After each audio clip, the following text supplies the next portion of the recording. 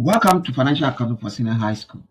In this lesson, we begin with a foundation, that is the meaning of accounting. By the end of this lesson, we should be able to define accounting, explain it simply, and identify basic accounting activities. According to the American Institute of Certified Public Accountants, accounting is the process of identifying, measuring, and communicating economic information to help users make informed decisions. Let us break the definition into three key activities: identifying transactions, measuring them in money terms, and communicating the results to users. In simple terms, accounting is about recording what happens in the business, summarizing it, and reporting how the business is performing.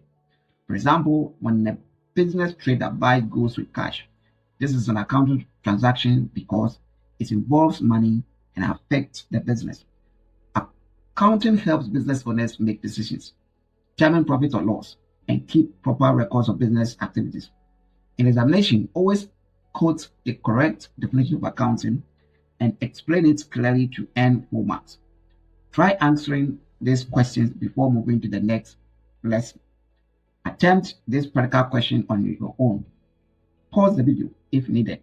Subscribe to this channel for more senior high school accounting lessons. Like and share this video with others.